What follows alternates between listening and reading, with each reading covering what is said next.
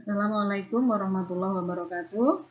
Bertemu kembali dengan mata pelajaran IPA pada materi gerak benda. Saat ini kita akan mempelajari tentang sistem gerak manusia.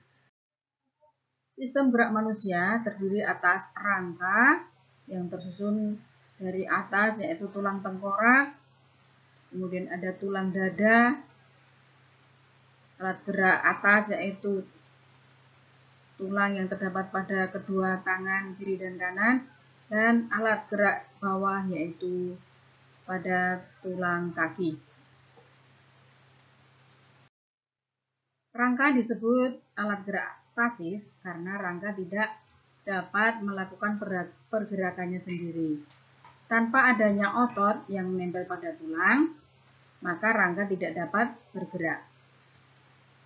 Fungsi rangka manusia yaitu 1 sebagai alat gerak pasif, 2 sebagai penyangga dan pemberi bentuk tubuh, 3 sebagai pelindung organ-organ vital seperti otak, jantung, dan paru-paru, 4 tempat melekatnya otot, yang kelima tempat pembentukan sel darah, keenam tempat penimbunan kalsium, fosfor, dan mineral penting lainnya, dan yang ketujuh sebagai pembentuk komponen imunologis karena sel-sel darah putih dibentuk di dalam sumsum tulang.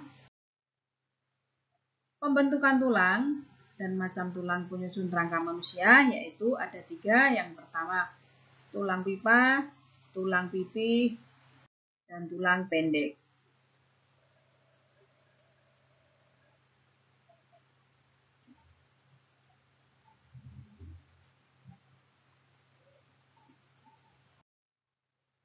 Berdasarkan matriknya, tulang dibedakan menjadi 2 yaitu tulang kompak dan tulang spon atau tulang bunga karang. Tulang kompak atau tulang padat tidak memiliki celah atau matriks di dalam rongga tulangnya. Tulang kompak dijumpai pada tulang pipa. Sedangkan tulang spon memiliki matriks yang tidak padat atau berongga. Tulang spon dijumpai pada tulang pipih dan tulang pendek. Sedangkan berdasarkan fisiknya, tulang terbagi menjadi 2 macam, yaitu tulang rawan atau kartilago dan tulang keras atau osteon. Tulang rawan atau kartilago memiliki banyak serat berkolagen yang tertanam dalam matriks. Contoh, tulang kartilago yaitu pada ujung tulang pipa atau epifisis, pada tulang daun telinga, cuping hidung, serta ujung-ujung tulang yang membentuk sendi gerak. Sedangkan tulang keras atau osteon, penyusun tulang keras ini terdiri atas protein, kolagen, kalsium, dan fosfor. Adanya zat kapur mengakibatkan tulang bersifat keras dan tidak mudah patah. Tulang keras terdapat pada tulang pipa, pembentuk tubuh kebanyakan seperti tulang pipa pada tangan dan kaki, juga pada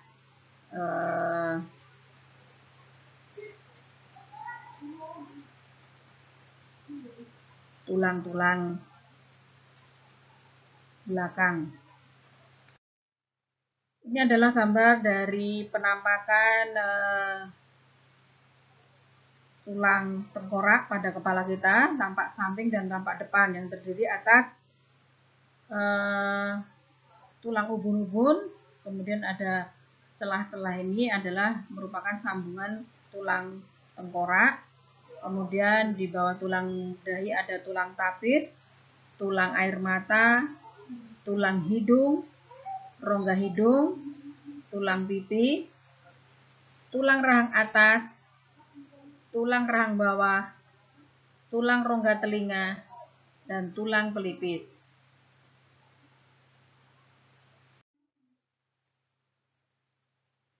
Pada tulang pipa, ada yang disebut sebagai tulang spon yang terletak pada ujung tulang. Kemudian di dalamnya ada pembuluh darah, sedangkan pada bagian yang luar, putih, yang berwarna putih itu disebut sebagai tulang kompak. Pada bagian, kalau tulang ini kita belah, maka susunannya akan terlihat seperti ini. Ada saluran saraf, ada saluran Havers, dan ada pembuluh darah. Ini adalah penampakan ruas-ruas tulang belakang yang terlihat dari samping dan dari belakang.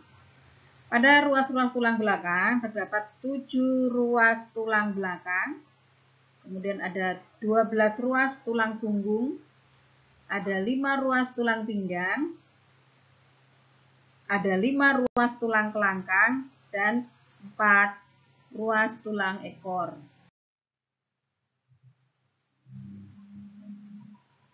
Pada tulang rusuk terdapat tulang rusuk sejati yang terdiri dari 7 pasang, kiri dan kanan.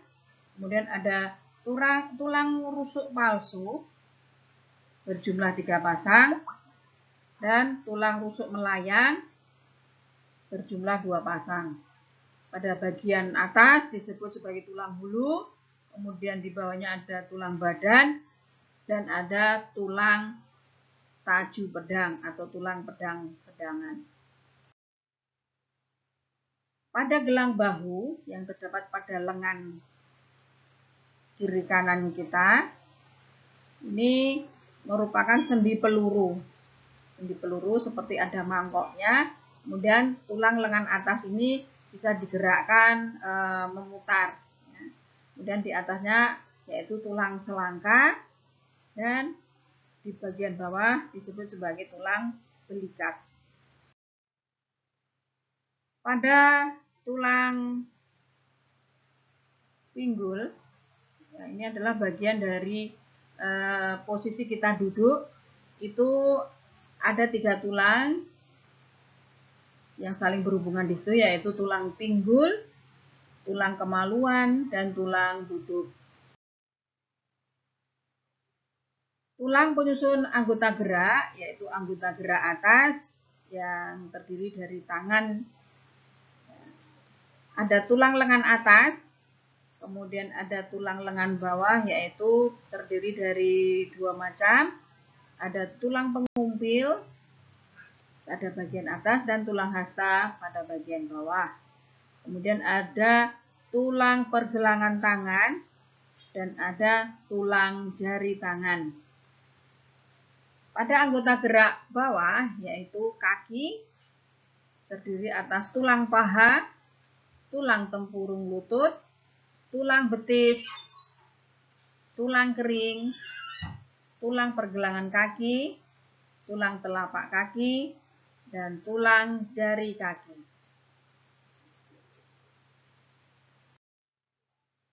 Kelainan pada tulang belakang terdiri dari 3 macam, yaitu skoliosis, lordosis, dan kyphosis.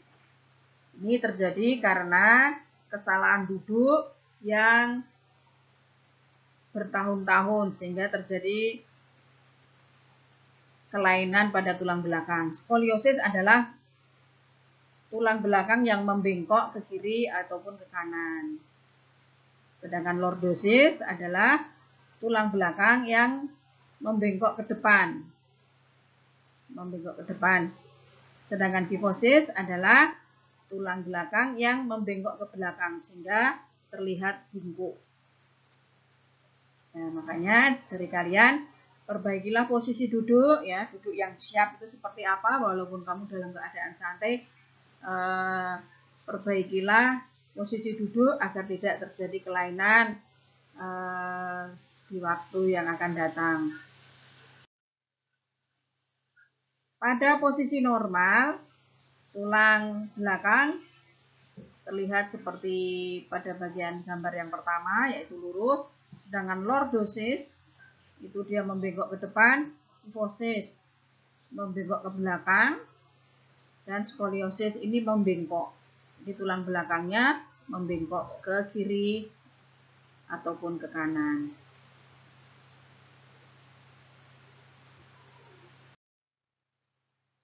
Ada 3 macam otot, yaitu otot polos, otot lurik, dan otot jantung.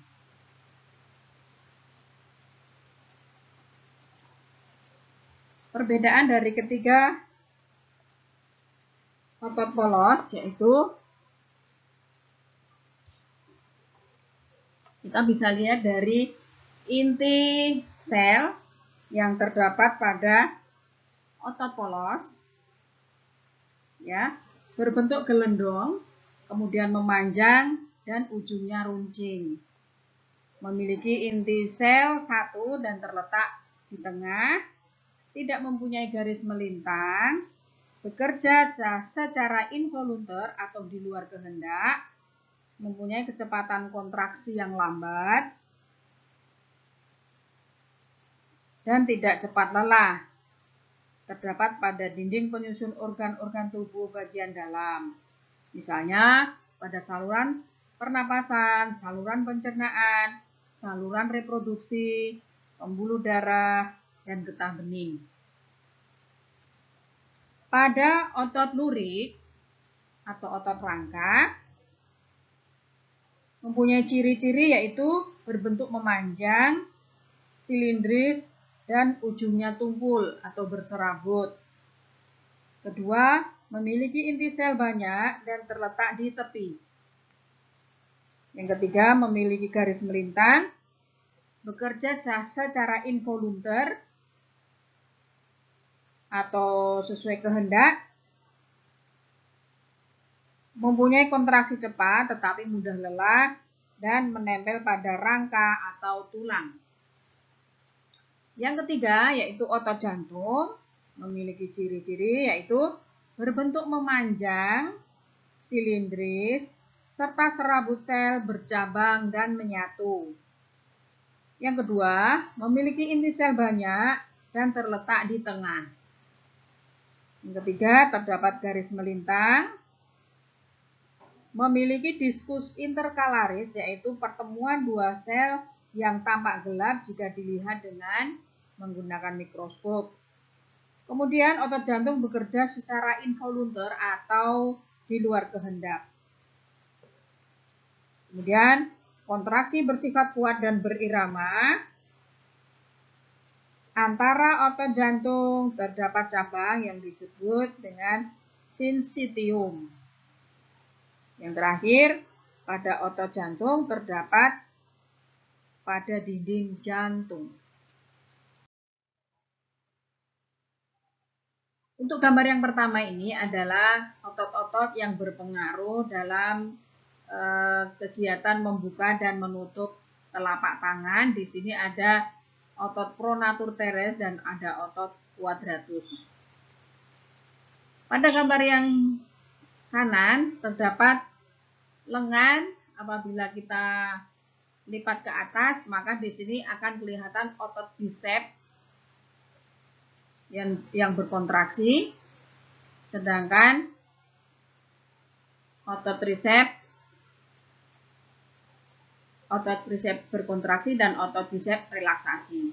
Sedangkan pada tangan yang dilentangkan, maka di sini kebalikannya, otot bisep berkontraksi, otot tricepnya relaksasi.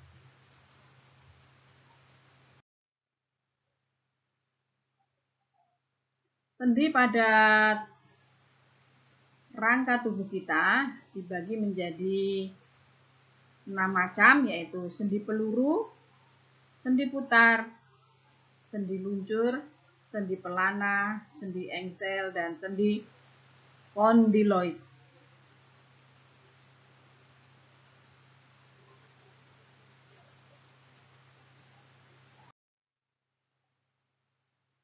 Ya, demikianlah materi pada video yang ketiga ini. Semoga bermanfaat. Wassalamualaikum warahmatullahi wabarakatuh.